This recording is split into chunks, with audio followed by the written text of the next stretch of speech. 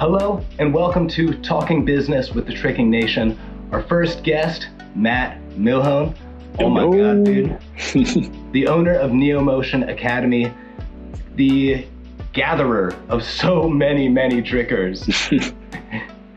So this show is all about inspiring tricking entrepreneurship. My goal is to get more people within the tricking community making money, making some sort of income with the skills they've gathered and the things that they know.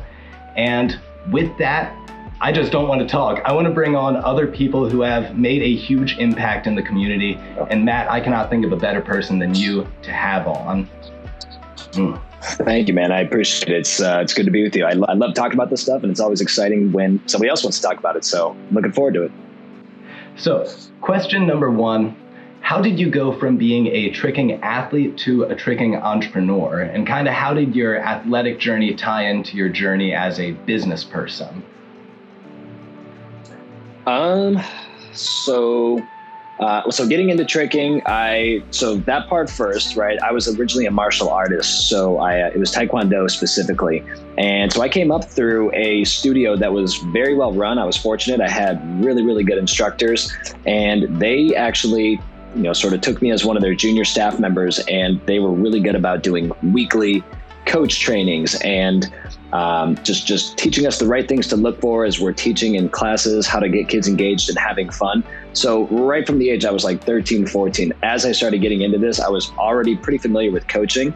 So that was really my first venture into anything entrepreneurial. Was I actually started a couple private lessons. I remember at this one session back at the Neo One gym, there was this young boy. He was probably 10 at the time. I was 17 or 18. And he was just a young killer. He was a martial artist as well, just a competitor. And his dad would bring him, and we would have talks about things. I always, early on, I always just like talking to people, just finding out what other people did and just networking a little bit. So one day he leans over the balcony of this thing and just yells out and asks if I do private lessons. And I did not do private lessons at the time. I'd never done private lessons, but I was like, yeah, of course. And he was like, cool, can we talk about rates and availability after this? And I was like, yeah, of course. So we just started chatting after that. And I ended up working with that kid for every week for just about 2 years, and got him from, I think he could cart full, or was about to cart full when I first got with him. And we had him doing multiple corks, double fulls by the end of our time. And, he moved on to some other things, but that was the first thing that really sort of showed me okay, it's been fun just teaching once a week, just teaching tricks, getting paid to do that. Sounds great. It's not really something I ever thought was, not that I didn't think it was possible. I just didn't expect to jump into it so heavily. And, I started out with just the one kid, and eventually I built up. I had a couple more students that just got word of it. We started doing kind of group lessons, so almost more of like a class. Okay. And that was my first big thing. And coaching just always came very naturally to me. So it was just something that just felt solid. And the dude kept paying me. He kept wanting me to do more and more lessons, and we just kept having a great time about it.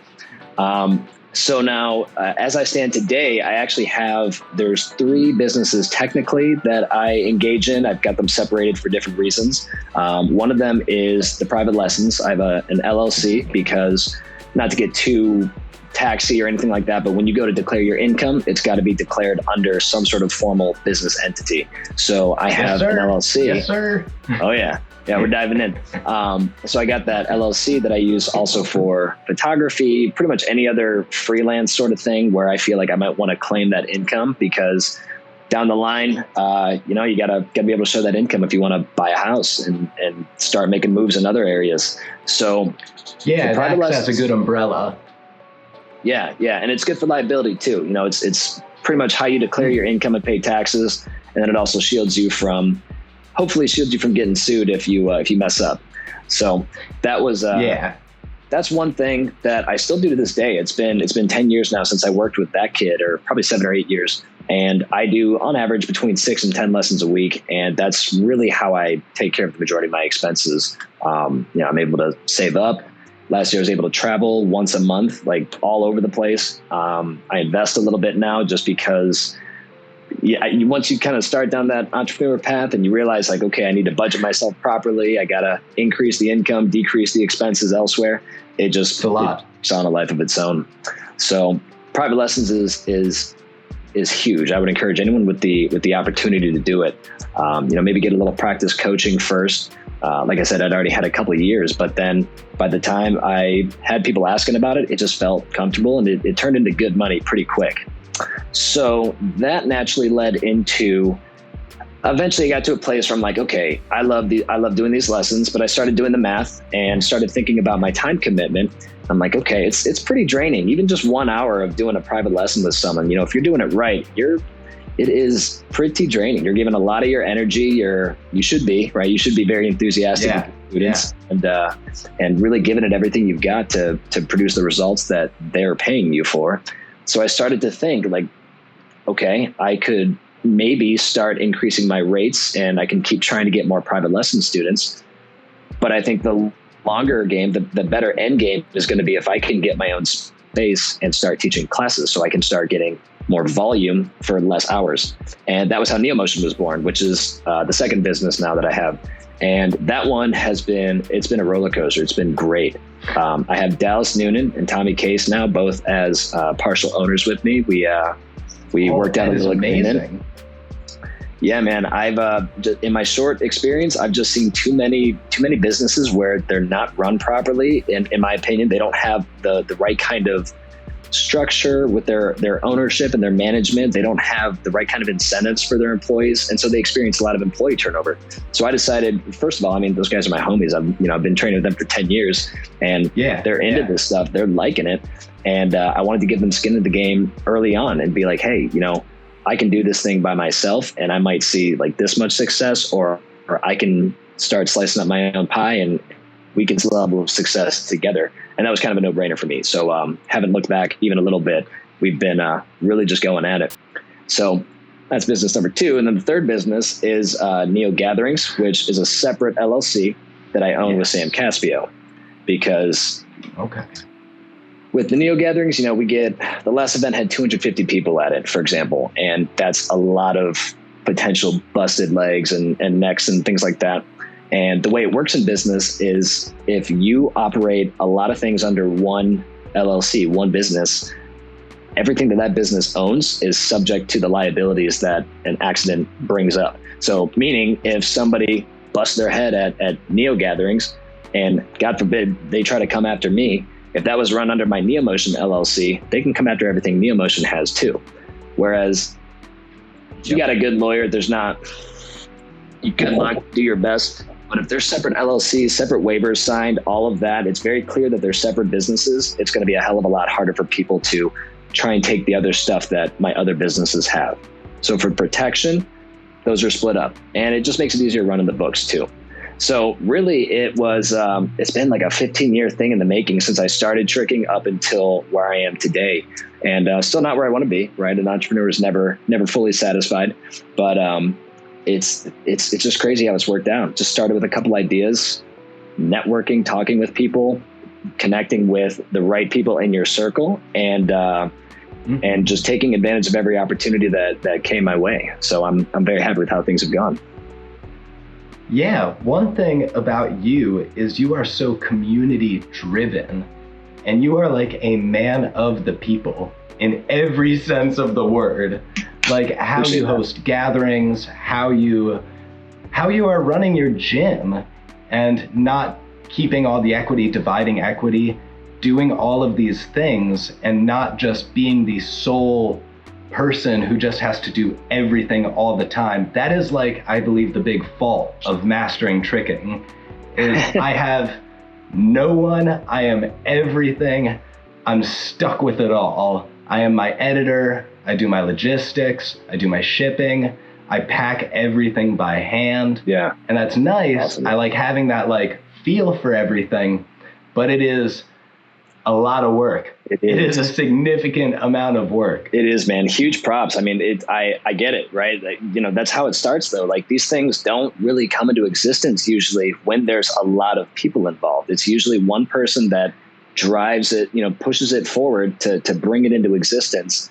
And then everyone knows, I should say, people that are destined to be successful entrepreneurs, they feel it. They feel the growing pains. They know when it's time to bring on someone. And I'm a huge believer of staying very positive. I'm a huge believer that things happen when they're meant to happen.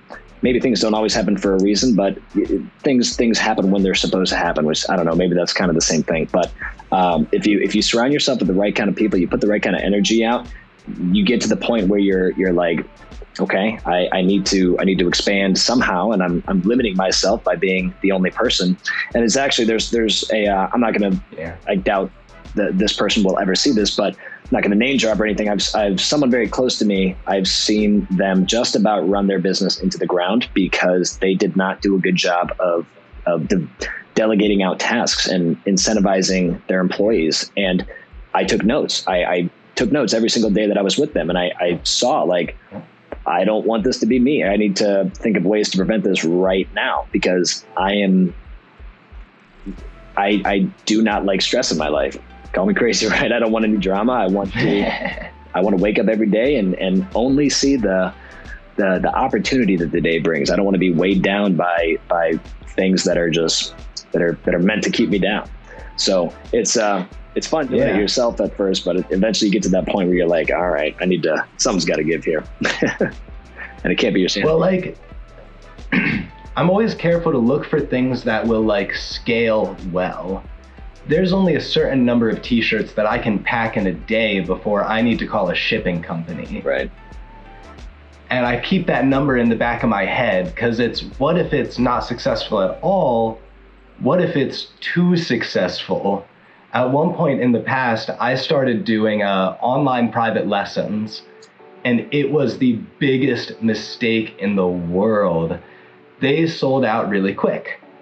Well, next thing you know, I got 12 people on the hook for a private lesson, and I was like, okay, let's schedule these out. And some people had different schedules. Because Mastering Tricking has a global audience, some people were from India, some people were from the UK and Europe, some people were from just from all over the world. It was a giant, and some of them didn't speak English.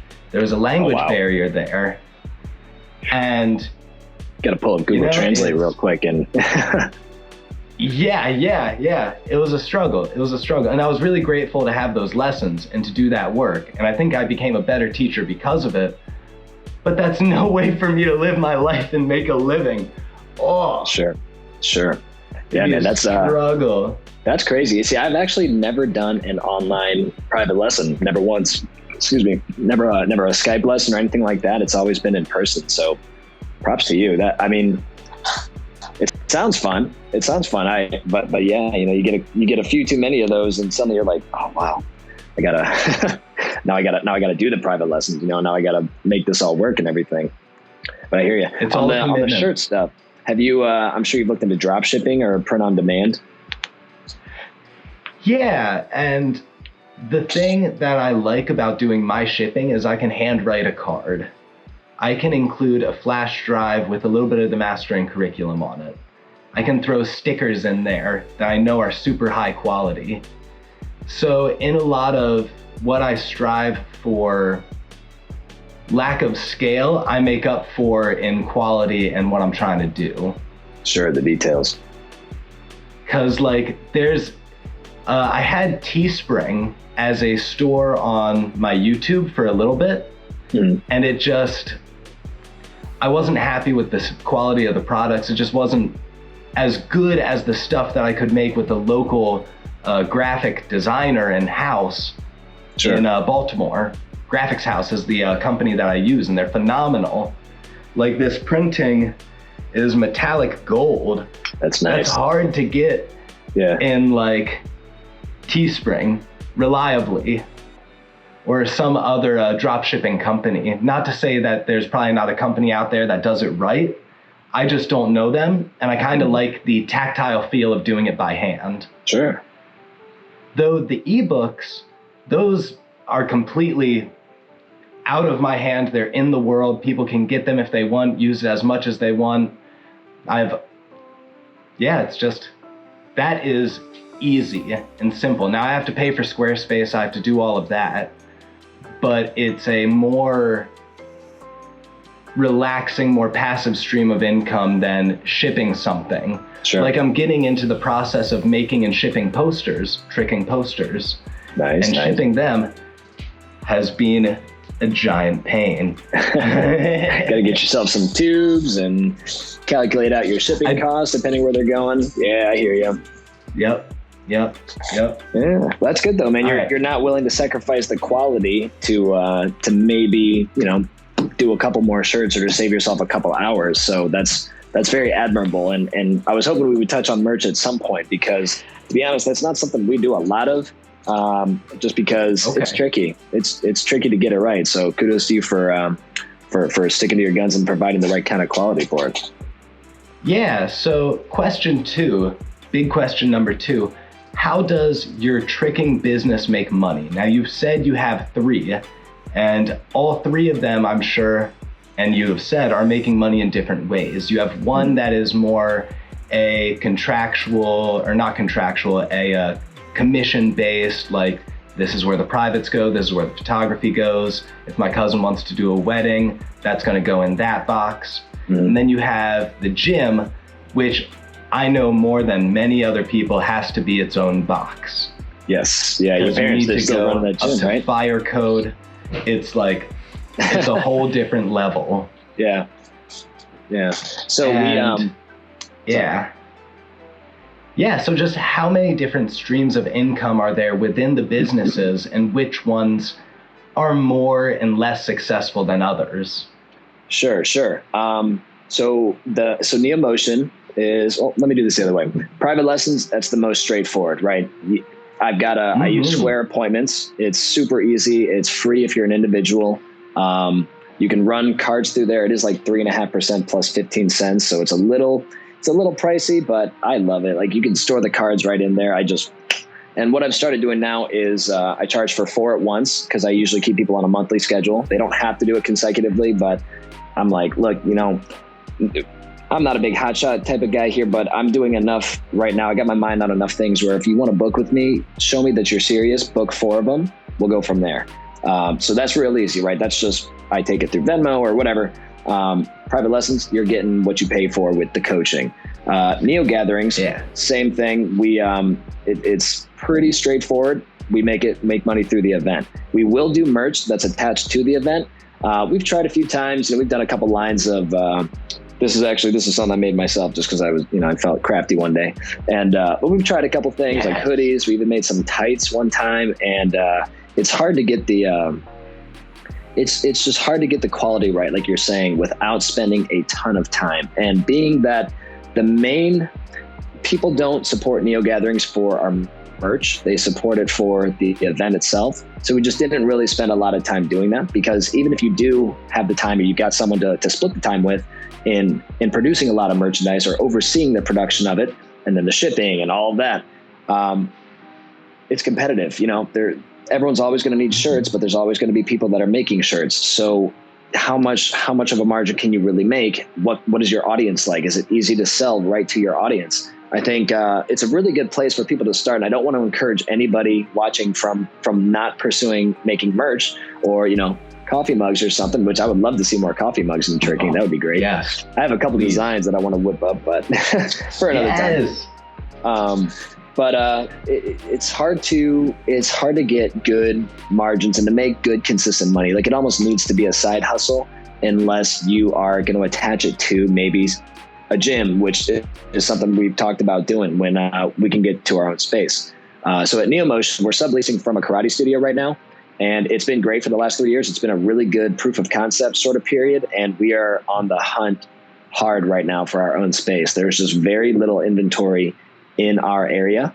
I actually spoke with a guy that has a humongous personal training facility. They do all sorts of things. I just taught his kid's birthday party the other day, and turns out he's the owner of this place. He's like, let's talk sometime. I'm like, okay, for sure. So anyway, running it back here. So with NeoMotion, we make money from classes. That's our big focus. Like we want to get everyone in there on a monthly membership, auto pay. We don't do contracts. We used to do 3 months, get a discount. And now it's, it's like, why bother? Well, let's say we're going to make it just like any other subscription service. We're going to give you this first Okay. month special. We don't even call it a trial anymore, because to say it's a trial implies that you're going to stop after the trial, or you have a choice. Like, not that we're not giving them a choice, but psychologically we want it to be like, okay, we're going to put on auto billing. You're going to get a first month special of this. After that, it's going to automatically renew at the regular rate, $100 a month, 2 classes a week, bang. So we're trying to get as many students as we can into our classes that we can safely allow, and make the gross revenue almost entirely reliant on the memberships, because that's what it is at the end of the day. That's the service we provide. Now, we also do open gyms, which they're okay. We don't try super hard with the open gyms, I'll be honest. It's going to be easier when we have a bigger space, like our control of our own space, because right now it's not like we're split off from the karate studio. It's like you walk across the karate floor to get onto our floor. You've been there, you know what it's like, but for other people listening, I've been there for a Neo Showdown, an amazing event, by the way. I absolutely loved it. Appreciate it. Yeah, that was our venture into more of like a competitive type of event. But we'll walk through. Most of the days there are karate classes happening, so it's kind of a lot going on, and it's worked out fine. We've been able to go. Pre-COVID, we were looking close to like 90 to 95 students, and we actually have bounced back pretty quick. We're looking at probably 70 to 75 right now, which has gotten us a lot closer than we expected in these recent months. When you've got 20 karate kids over there at the same time, things just tend to be a little chaotic. So once we can get to our own space, we're going to probably hit the open gyms a lot harder, offer more options for that. And then another big thing that we do is birthday parties. And we have become sort of one of the spots in town to do birthday parties at, because we make it really easy for the parents, right? We order the pizza, we keep them entertained for 75% of the time. They just have to serve the pizza, serve the cake, and then we take them back in for some fun and games. And that brings a lot of exposure. So to summarize, private lessons, obviously you teach private lessons. Event, get your budget figured out. You know what your expenses are. Mark it up a little bit so you make a little bit of something. You charge your admission ticket. People pay it. Done deal. Neo Motion, a little bit more going on there. We'll do the classes, the open gyms, birthday parties. We do monthly events every now and then, like parent night out sort of things. And we'll do a little bit of merch there. So we're a little diversified. We're looking at a couple other options as well. Yeah. No, that is amazing. So it sounds like private lessons and that community, that like small community of students has just been with you and helped support you for just so long now. That is amazing. And I think the fact that you've held that community and grown it is kind of what makes you the entrepreneur that you are, the person that you are. Matt, the guy that runs Neo, you just got all the homies throwing all the bangers. It all works together. It is really all well. Bangers. Yeah. So that is a wonderful transition.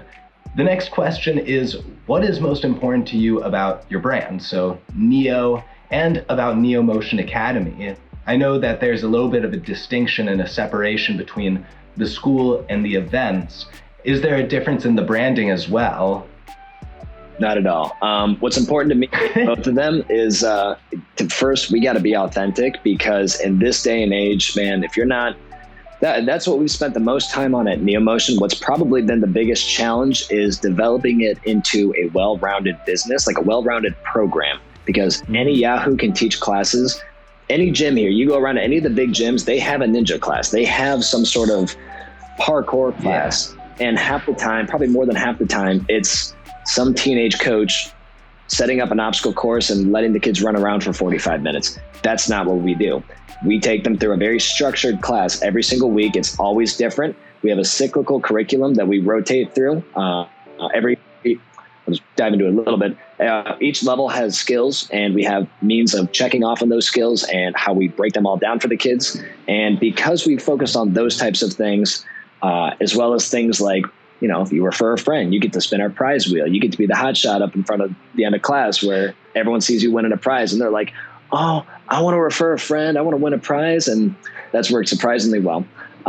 It's those types of things, the details that really bring it from being like a hustle or like an independent contractor kind of feel to like, this is a legit ass business. We're trying to make a real difference with what we do. We want to be just as prestigious as that karate studio over there or that gymnastics school that everybody and their mother knows about.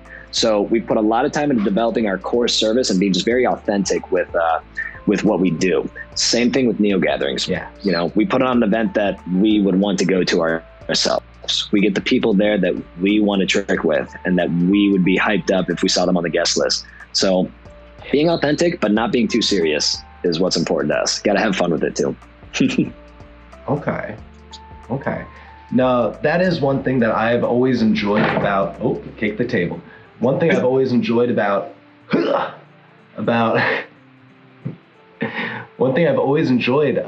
Neo and going there is there's just a full understanding of what's going on and what is expected.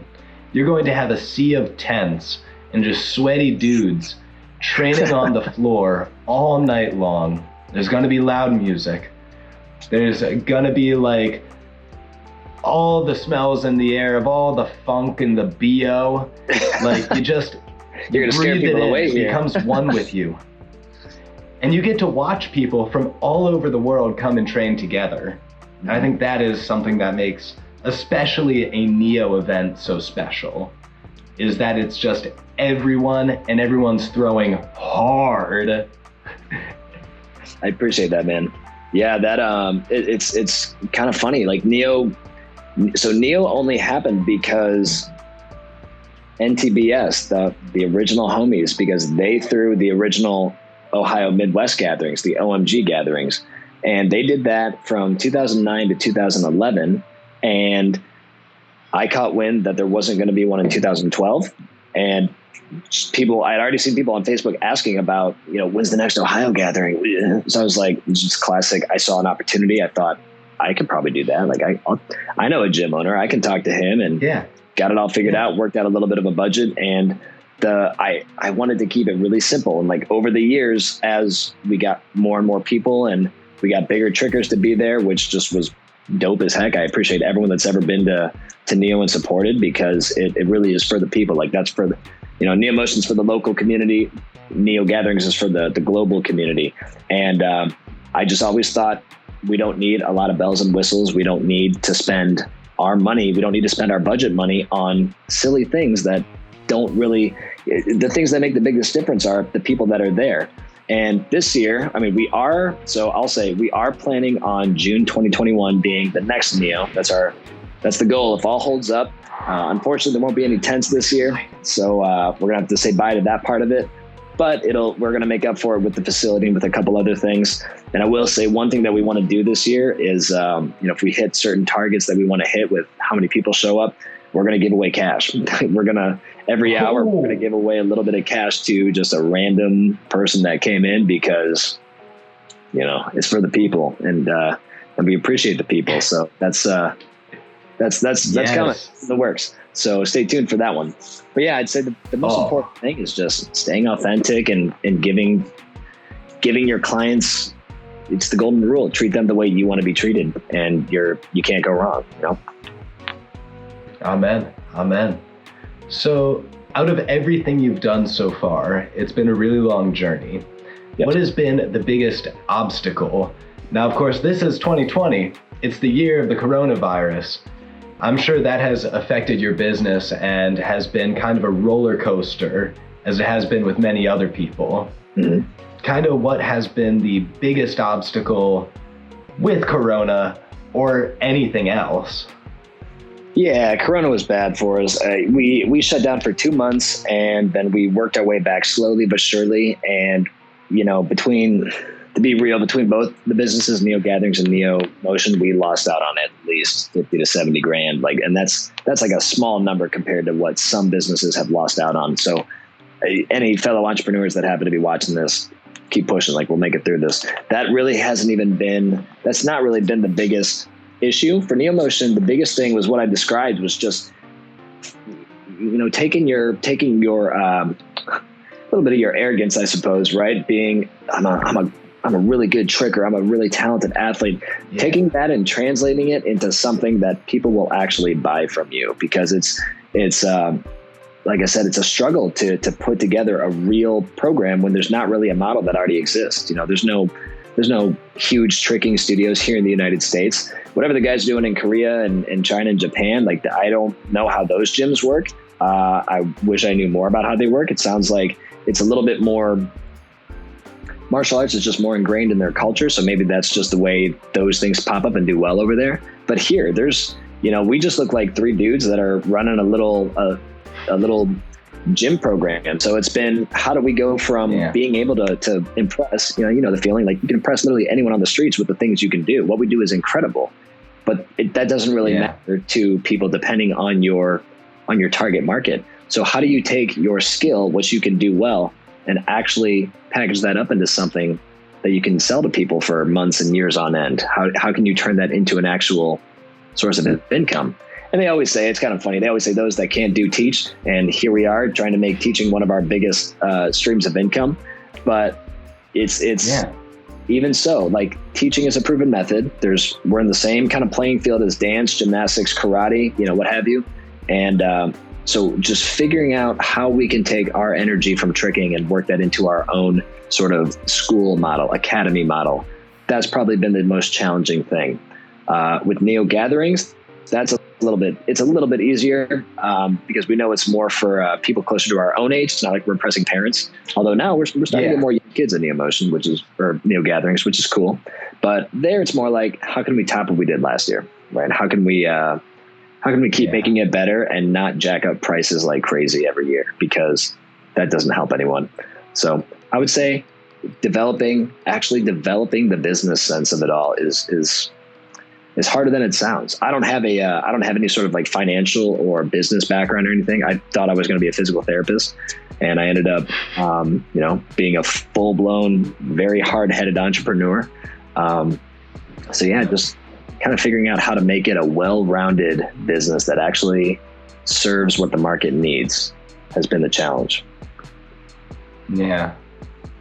It is very weird. I know that a lot of tricking curriculums almost mimic that of a martial arts belt system, even though they don't want to say it. Level 1 through 8 is the same as white, yellow, orange, green, blah, blah, blah, black. Mm-hmm. And if you can create that curriculum that has the levels and that makes the athletes themselves, the kids, this is mostly for like schools, the kids feel like they are achieving something and they build confidence and they grow as people. That's what martial arts really sells. Mm-hmm. They sell fitness, confidence, and discipline.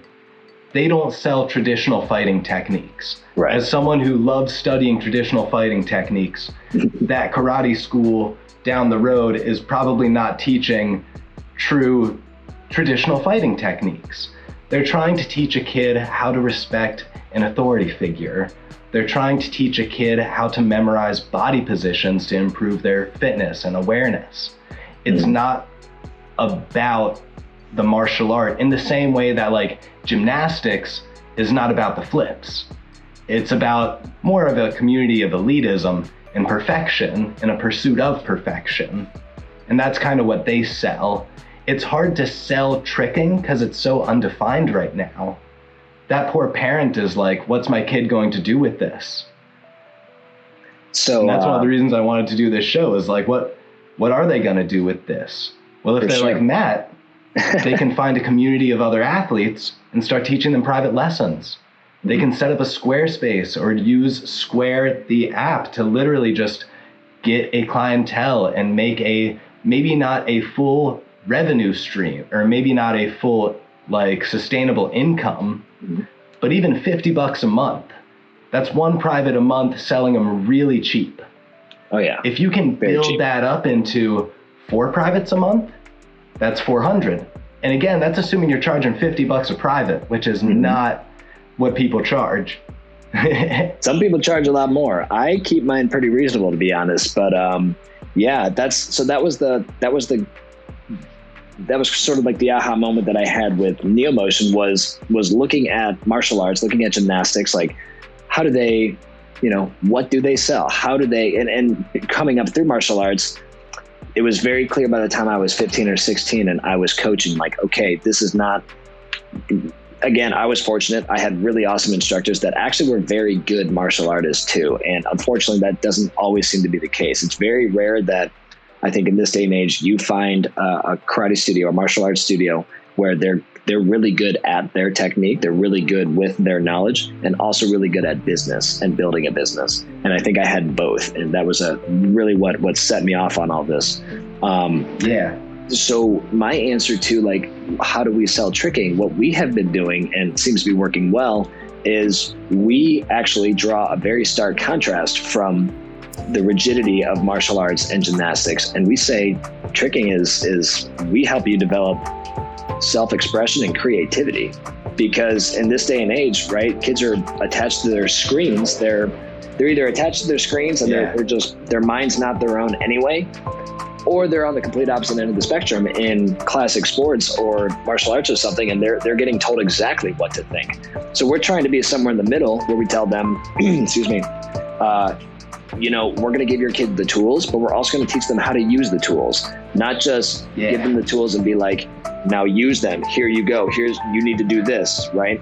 So we say, what if you tried this? What if you, and another thing that we are very careful with is when a kid presents their own idea, we do not like to shut it down unless it's going to be dangerous. It's not like gymnastics where some kid wants to talk about backflips and we're like, well, you can't learn that yet. You're not ready for it. The only time we do that is when we're on the trampoline. We have a little mini tramp that we put into a lot of our stations, and we say, no front flips yet. You guys aren't ready for that, but start with the dive roll, right? And we get them thinking around those risky behaviors and just trying to keep the kids thinking for themselves. And I think that's what's keeping kids with us for a long time.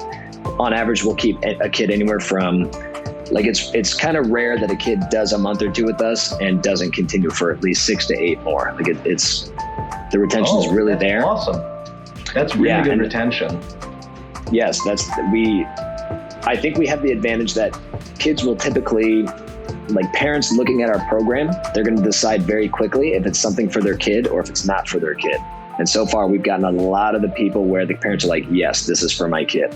I can't tell you how many calls I've had where the parents are like, they're athletic and they're good at sports, but they just don't like sports. And I'm like, man, you've come to the right place. And then I launch into my script. But it's for us, it's really been about giving them the balance, teaching them they do need that respect and that discipline, but also, hey, you're your own person.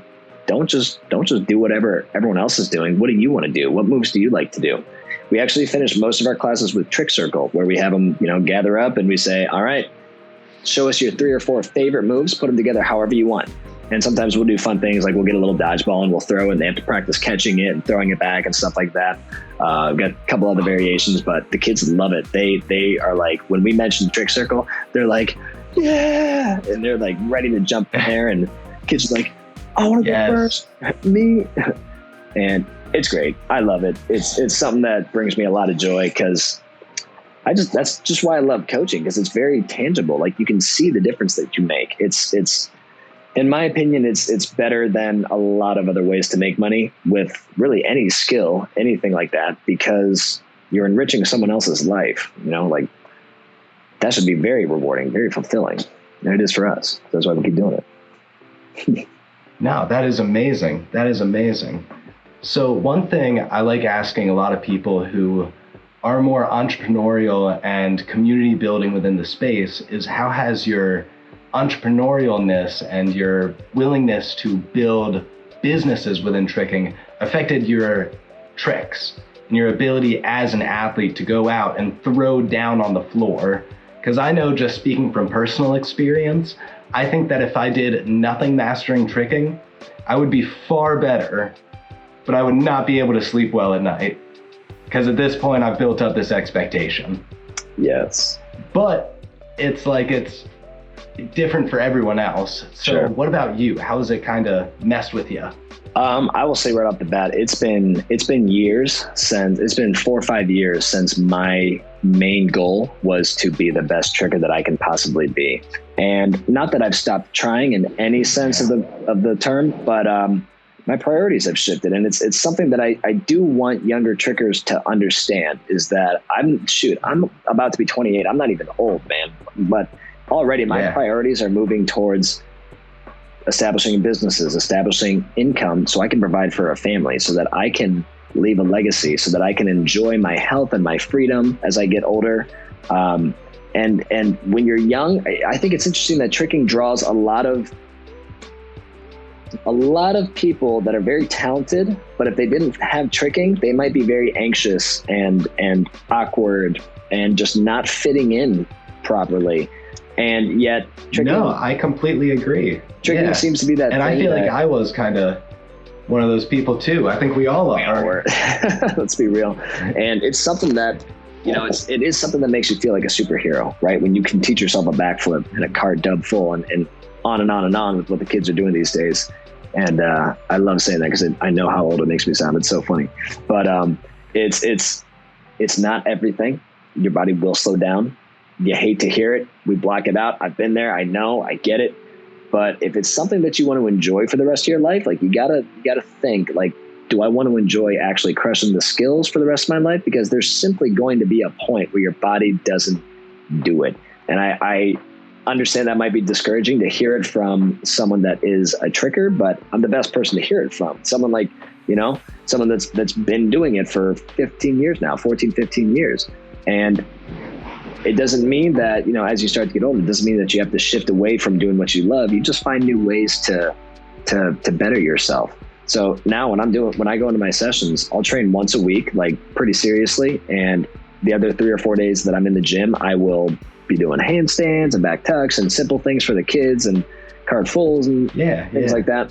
And I'm perfectly content with where I'm at. But at this point, I'm definitely pursuing the business more than my own tricks. I could care less if I'm the worst tricker in the room, to be honest. Like I've come to terms with where I'm at with my abilities. I'm happy with it. I'm confident with what I can do.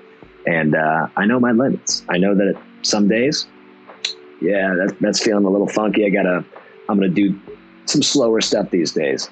And it's interesting to see, a lot of people, it's their go-to, it's their stress release, it's their fun hobby, it's their social atmosphere, but what happens if you get hurt, like you suddenly can't do any of that stuff. I've seen a lot of trickers, unfortunately, that they get themselves into this weird headspace, thinking like tricking is my everything. And if I can't trick, what good am I? You got to diversify a little bit. You got to enjoy other parts of life too. Tricking can be like the big centerpiece of your life, but you got to make sure you got a couple to surround, be able to branch out and enjoy others too. Yeah, I totally understand what you're saying. I've met so many pro trickers who pride themselves in their skills, and I like being good. I'm very proud of how good I've become. And these days, I don't think I'm scaling up as much as I'm building more technique and learning new skills, like getting better 1990s than I had before and getting better with flair so I can work that in more rather than pushing to get quad full instead of triple full. Mm-hmm. I can be happy with triple full. I can live here for a little bit.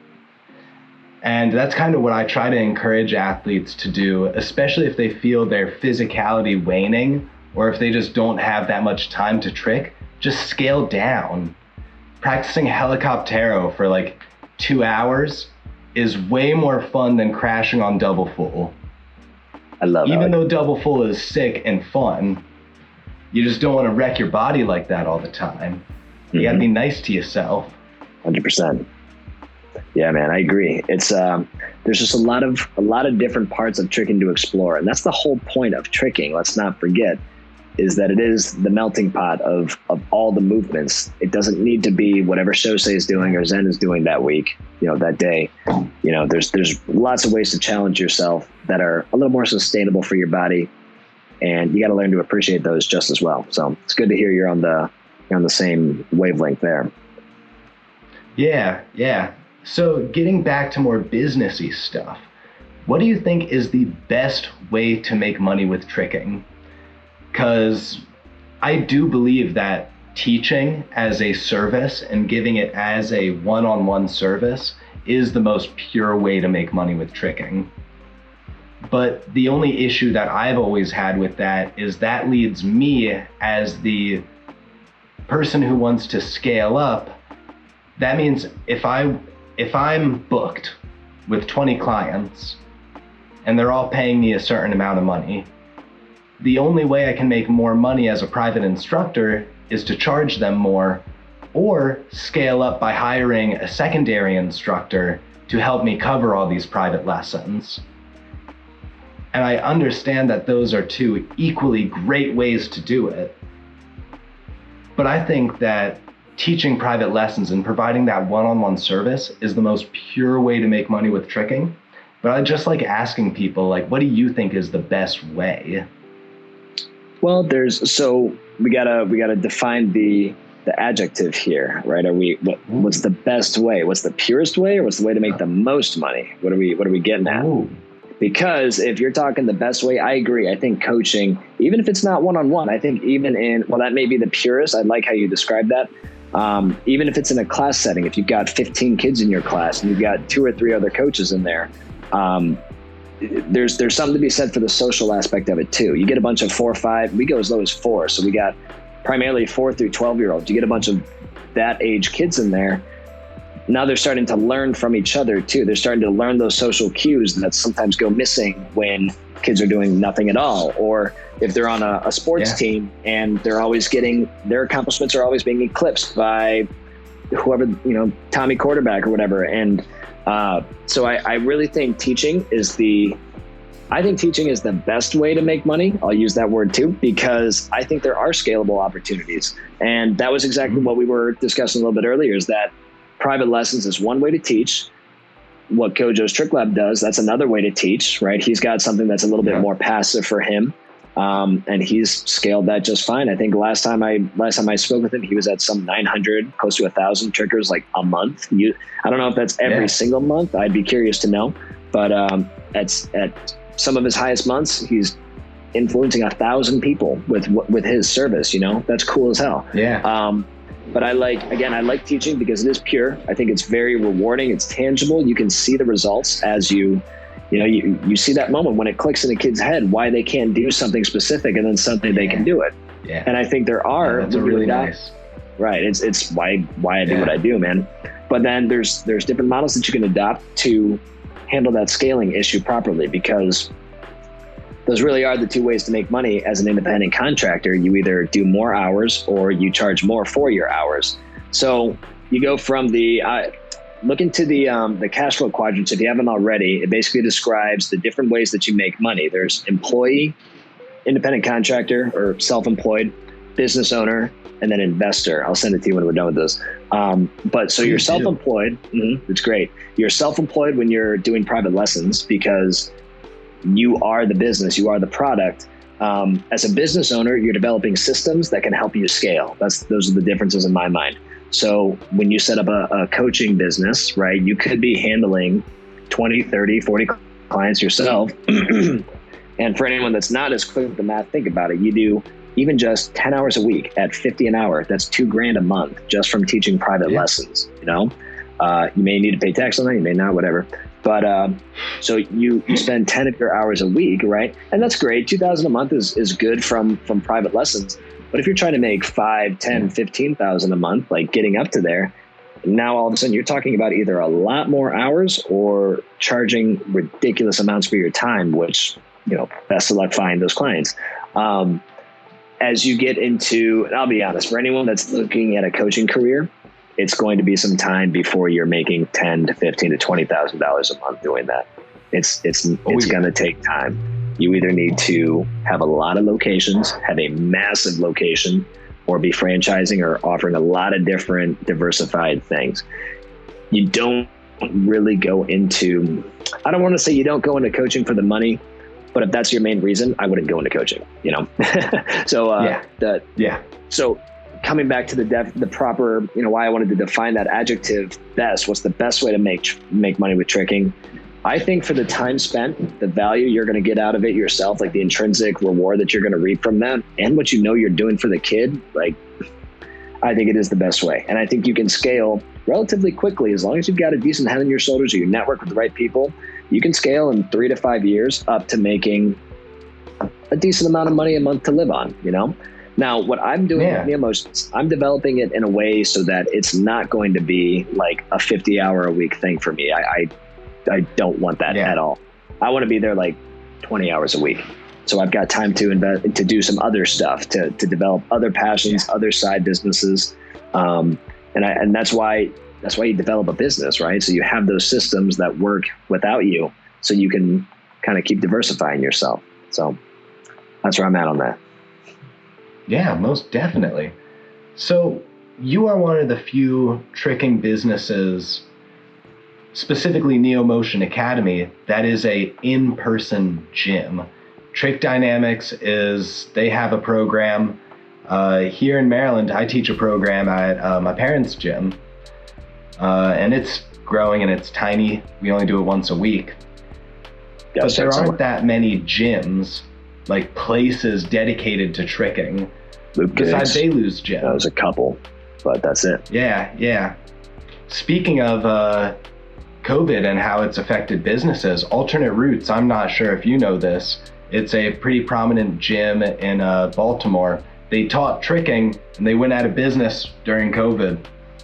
I think I did see something about that. I couldn't remember who that was owned by, but that was terrible to hear. That's like, it's almost unfathomable. I'm super sorry to those guys. Like I hope they're able to bring that back at some point if that's what they want to do, but it's definitely put a lot of stress on a lot of people. It's just kind of heartbreaking to be honest. Like, if things were to just shut down suddenly, like, oh, man. Yeah.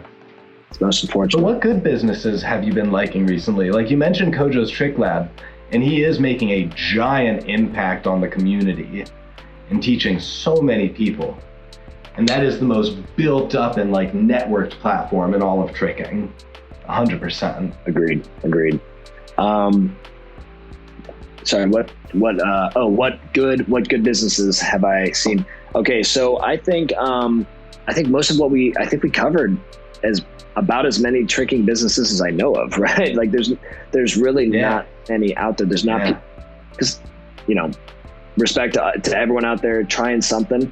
If you've done one gathering or you've made one line of shirts, I'm not ready to call that a business. Like, you're well on your way. But in terms of people that are have some sort of a plan, that are really pushing forward and doing it right now, I would say, there's Kojo's Trick Lab, Trick Dynamics. I was actually thinking in my mind, preparing for this talk.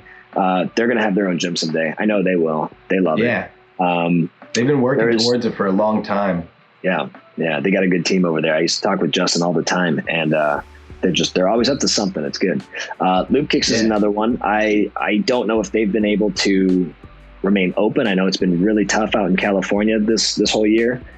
Jam, I think, has been pretty much closed for most of this time. You got to mention Adrenaline, right? They're taking risks that no one is really taking. And by that I specifically mean they're pumping the most money into tricking that the sport's probably ever seen. I hope they're doing well. I don't know how this has affected their business. I see them on social media, but it's hard to tell from social media sometimes. But I'd say those are definitely kind of what's on the table right now. And I think it's funny to me that there's still talk of things like, do you think tricking will ever be in the Olympics and stuff like that? And like, always. We're not ready to be in the Olympics. We won't be ready for years if we ever want that to be the case. But I think what happens next and what needs to happen next is exactly what you're doing, right? There needs to be more conversations about this so that other people see that it's possible. And then before you know it, we're going to have a wave of small tricking micro gyms popping up across the country. Like, we are a micro gym, right? We're not a gym yet. We're working towards that, but we've got a plan for it. We're spreading the sport that way. And it's a lot of fun to do. And I really hope a lot of people see this and become inspired by it, because it's very, very rewarding to be able to, sometimes you start to shift away from that kill the tricks, kill the session mindset, but you still want to be involved. You still love the community, and there's ways you can do that without just, making a shirt once a year or making a hoodie twice a year, Yeah. So what advice do you have for other tricking entrepreneurs who are trying to kind of follow the same path as you? Because you have learned a lot and you are just a wealth of knowledge. Thank you so much again for doing this and for sharing all of this with the lovely people of the world. My pleasure, man. Thanks for having me again. In terms of, if you want to do what I'm doing, I would start by coaching somewhere. I would, if coaching is what you're interested in, and you like the fact that it's pretty no nonsense, there's not a lot of stuff to learn other than maybe a little bit of craft. You got a somewhat decent at trick, have to be amazing, but it helps to be able to demonstrate what you're teaching. And you got to have a little bit of I'm being very nice here, you can tell, but you got to have a little bit of a bedside manner, right? You can't expect people to just throw themselves at you and throw their wallets at you because you can do a double cork, right? So you got to stay patient, get some practice, learn things. Like, I cannot tell you just in the course of my business, well, I don't need to tell you, how many technical systems I've learned about web design, Photoshop, video editing, marketing, how it works with tax and with law and stuff like that. Just all the different things that you come up on. You can't be afraid of it, right? You got to get out there and you got to try it, and got to be persistent. And I will come back to it needs to be fun. You need to be authentic, and it needs to be fun for people. That was one of the best things that my coach, my karate instructor, ever instilled in me, was that if the kids don't have fun, they don't come back, we don't have a business, right? Same thing with our gathering. If people showed up at Neo 7 or Neo 8, whatever I don't even know which one we're on now. Neo 7 was the last one. They showed up at Neo 7 and we had 3 hours of session time, and then they had to leave the gym and they had to go back to their hotel, and they saw us, we only got to see each other for a couple hours a day. Like, that's not fun. We're not going to get people back the next year. So I would say be consistent, be patient, come up with some sort of plan, right? Don't just jump into things. There's enough people trying things now that we're just a text away, reach out to me, reach out to Brendan here, get in touch with Kojo. Like, the dude's real great about getting back to people, ask questions. And I know I'm throwing a lot out here, but I would also strongly suggest try to be different somehow. Do something a little bit different and innovative. Don't just think, I'm going to start a YouTube channel and in 6 months I'm going to have 100K. Shit doesn't work. You gotta differentiate yourself somehow. Don't be afraid to get out there and take those chances. And I would encourage everyone that's even thinking about doing some sort of tricking business, even if it's just one lesson a week or one lesson a month, try it, do it, and just see where it goes. You never know. Yeah, but I really do want to reiterate what you said. Patience is so key. It is so hard to be patient, especially as an entrepreneur sometimes, but just giving yourself that little bit of breathing room and just because nothing happens just like that. Nothing, good things take time. It's just how it is. And relationships and in school and work, like, everything takes time. It takes time to develop. You get a couple of those overnight sensations, but they're few and far between. You gotta, and even those people, for example, the person I like to use as an example is Bailey Payne, man. Like, that kid is doing very well with YouTube, but let's not forget the 10 years, like the 8 or 9 years preceding that, where that dude was just an animal. Every chance he got, he was talking with people, going to events, networking, pushing himself hard in his training. Like, he was doing everything for a decade to get to where he's at now, right? Yourself, right? You've been building your brand for, it's been, I would say, at least 7 or 8 years now, right? It's got to be coming up on, because I've known the mastering tricking phrase for quite a while. I've been tricking for 9 years. Okay. But I have no idea. I made the LLC. I made the jump to forming the LLC and getting that limited liability and doing that separation in 2017. Okay. So before then, I had no idea what I was doing. I was lost.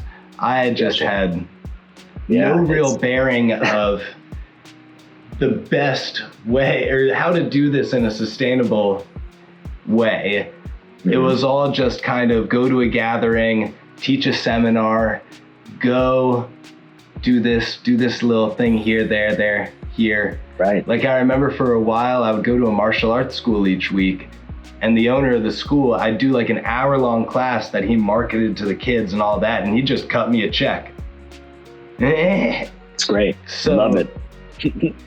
But that's a good way to get started to too. a certain scale, like you said, you need that protection. If you're selling a bunch of shirts, or if you're teaching a seminar at a school, you want a barrier between your personal finances and this business that you're doing with that person. So like you talked a lot earlier about forming LLCs. When you form an LLC, it doesn't protect you from being sued. It just means that's what's going to get sued, the LLC. And the LLC will go bankrupt, but your personal finances will be protected so you can try again. Like alternate routes can always try again. There are so many businesses that, while they might not have made money in the past, because it's really hard to make money in a strong, sustainable way, you can just try again. You always got options. Yeah, and if it's a good point to bring back up, because it's the stuff that I think, forming an LLC, it sounds very scary, but guys, like we live in the information age. Anything you need is a Google away, right? You Google how to form an LLC in insert state. There you go. You're going to get to a website. It costs like maybe $150 max. Don't go to a lawyer to do it. You don't need to do that. It's really easy to do yourself. And if you're doing something with coaching, like if you're going to facilities or if you're doing private lessons, I would have some sort of waiver that they sign so that, at the very least, you can show that there was evidence that you made them aware of the risks and they consented to assuming those risks. But that's the kind of stuff that sounds scary. And so I think it leads people to often go the path of least resistance, right? They seek out, influencing in some way, or like social media type of monetizations or merch, because it sounds easier. But there's, if you want to make anything, if you want to take anything up to the higher levels, just look into a little bit of legal protection. Start with an LLC. That's simple. We just switched to an S corp this year, actually, so that we so we can get ourselves a W-2 wage instead of all 1099ing ourselves. My parents did the same switch in their business. It's typical to start as an LLC, but once you get a payroll, it is so much easier to have a W-2 than to contract everyone out on an individual basis. Oh yeah, it's better. So I get what you're talking about. Yep. Yeah, but it takes that patience, like you reiterated. You gotta. There's no excuse not to have conversations with people these days, right? You don't. There's not many new wheels. I know I talked about being innovative. There's not many new wheels to create here. So if you're trying to reinvent the wheel, this is something my karate instructor taught me too. When I was talking about all this, starting Milhoan, this was years ago, and he's like, okay, and then just dumped a lot of knowledge on me and finished it with, you don't need to reinvent the wheel. You just need to tweak some things to give it your own style. And I was like, it took me a while for that to really sink in, to understand what he meant by that. But I see now, like if you're teaching stuff, if you're doing performances, if you're doing social media stuff, there's people that have already done it, and likely they've done it in the way that you want to do it. There's someone that has done it. And if not, find the person that's the closest thing to it. Pick their brain, ask the questions that you really want to know. And one way or another, you're going to get some good out of it. You're going to be able to formulate your plan a little better. Yeah, most definitely. So we have been talking for over an hour, and I love talking to you. Really? I could talk to you forever. Oh yeah. But before we go, or at least before I end the live stream, tell the people where they can find you. Tell them about I know, of course, on Instagram, NeoMotion, all of that stuff, but how to get in touch. Tell the people. That's the best spot. That's NeoMotion Academy for all of our gym stuff. We post there just about every day. We've also started doing a tricking history segment every Friday, where we cover triggers that we want our students to know who they are, but also that we think the community in general needs to see. Wouldn't be surprised if you see yourself on there at some point. Neo Gatherings, also on Instagram. I don't really do Facebook. I don't do TikTok. I don't do Snapchat anymore. And each of my businesses has a website, but the best place is to check Instagram. That's where it's the freshest. And then my personal Instagram, I've not been super active, but it's just my old man training if anyone's interested. So yeah, Instagram's the spot. Awesome. All right. Goodbye to all the other people of the world. Thank you so much for being here. It's a good time. Thank you so much for listening. And yeah,